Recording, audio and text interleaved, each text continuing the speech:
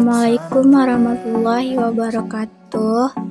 Nama saya Mirzaid Fanka Sonia dari kelas 11 IPS 5. Baik, di sini saya akan menjelaskan tentang respon bangsa Indonesia terhadap kolonialisme dan imperialisme di bidang ekonomi. Apa itu kolonialisme dan imperialisme? Kolonialisme adalah upaya yang dilakukan untuk memperluas wilayah oleh negara-negara penguasa dalam rangka menguasai suatu daerah atau wilayah untuk mendapatkan sumber daya. Apa itu imperialisme? Imperialisme adalah upaya untuk memegang kendali pemerintahan dari negara lain yang bertujuan untuk menguasainya dalam memperoleh kekuasaan atau keuntungan dari negara yang dikuasainya. Perbedaan dan tujuan. Perbedaan keduanya adalah fokus pada tujuannya. Kolonialisme lebih condong ke arah keinginan untuk mendominasi sumber daya alam tertentu untuk dikuasai bagi kebutuhan negaranya. Sedangkan imperialisme lebih condong ke arah dominasi seluruh aspek kehidupan dengan tujuan untuk menguasai negara. Adanya kolonialisme dan imperialisme sangat merugikan pihak Indonesia dalam berbagai bidang. Oleh sebab itu, rakyat Indonesia dengan segenap hari memerangi penjajahan yang dilakukan oleh negara-negara tersebut. Sistem monopoli telah memberikan keuntungan yang sangat besar bagi negeri penjajah. Sebaliknya, menimbulkan kerugian bagi penduduk penghasil rempah-rempah. Dalam mempertahankan praktik monopolinya terhadap perdagangan rempah-rempah, tidak jarang digunakan ancaman dan kekerasan terhadap penduduk penghasil rempah-rempah dan bangsa lainnya yang ingin berdagang dengan penduduk tersebut. Perlawanan terhadap tindakan monopoli muncul di berbagai wilayah di Nusantara antara lain sebagai berikut. 1. Perlawanan Sultan Anjeng Tirtayasa terhadap upaya blokade dan monopoli VOC. Pada abad ke-17, Banten berkembang menjadi kota pelabuhan yang ramai dan didatangi oleh pedagang-pedagang dari Cina, Arab, Portugis, dan Inggris. Perkembangan Banten sebagai kota dagang ingin didukung oleh hasil alamnya berupa beras dan lada. Secara geografis, letak Banten juga strategis. Letaknya yang dekat dengan Selat Sunda yang menjadikan Banten sebagai pelabuhan transit sekaligus pintu masuk ke Nusantara. Selain dari potensi alam dan letak geografis, VOC juga membutuhkan Banten sebagai pusat pertemuan.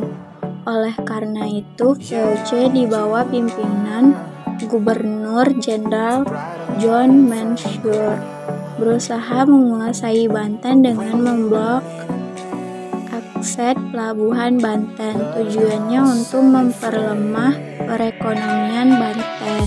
Perperangan antara Banten dan VOC terjadi. Untuk memperkuat pasukan, Sultan Anjeng Tirtayasa meminta bantuan kepada Turki, Inggris, Denmark, dan Prancis. Sementara itu, VOC juga melakukan kekuatan dengan menyewa serdadu-serdadu dari Ternate, Kejawaan, Bali, Makassar, dan Bugis. Karena serdadu Belanda jumlahnya sedikit. Penyerangan yang dilakukan oleh Banten secara terus-menerus terhadap VOC membuat kedudukan VOC semakin terdesak. VOC menggunakan siasat adu domba untuk menaklukkan Banten antara Sultan Anjeng Tirtayasa dengan putranya Sultan Haji. VOC menghasut Sultan Haji agar merebut tahta darinya. Persekutuan antara pasukan VOC dan Sultan Haji ternyata belum mampu menaklukkan Sultan Anjeng Tirtayasa. Kemudian Sultan Ajeng Tirtayasa dipenjarakan di Betawi sampai meninggal pada tahun 1692. Sultan Haji sendiri akhirnya naik tahta dengan restu VOC, memerintah dari tahun 1682 sampai dengan 1687. Pada tanggal 17 April 1684, ditandatanganilah perjanjian dalam bahasa Belanda, Jawa, Melayu berisi 10 pasal perjanjian monopoli VOC atas Banten.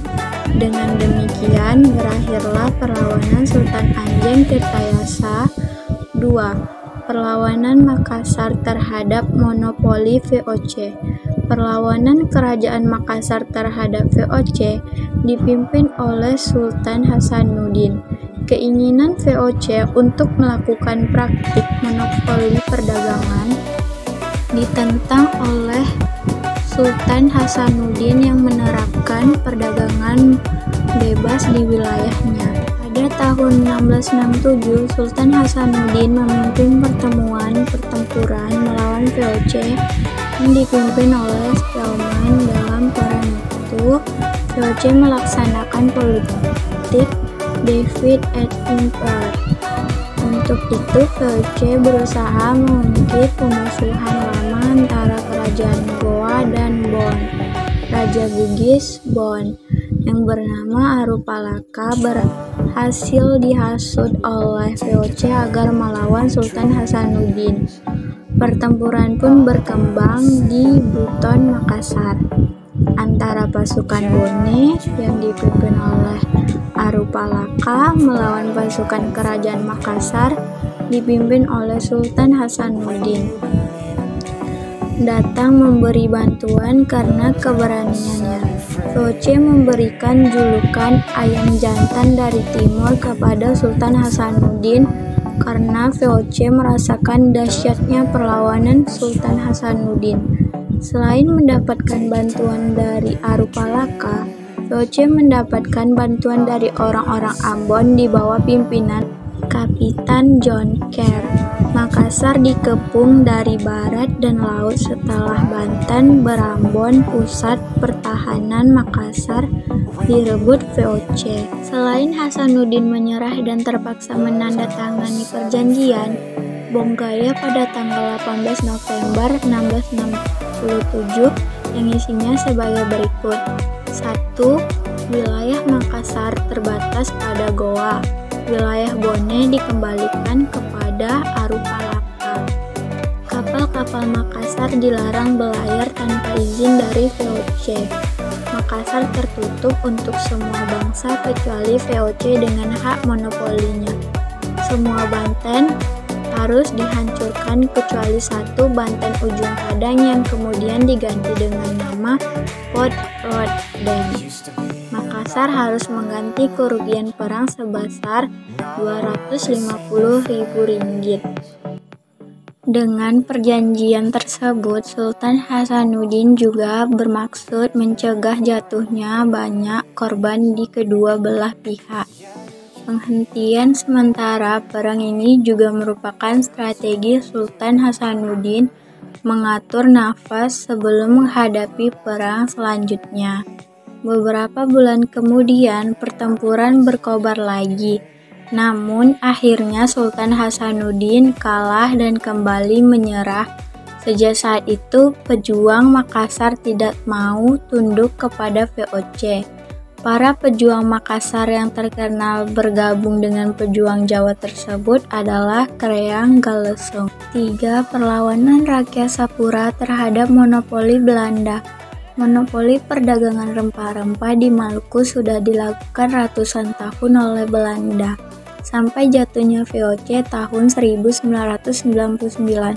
Penguasa Inggris di Maluku mengeluarkan peraturan yang meringankan beban-beban rakyat.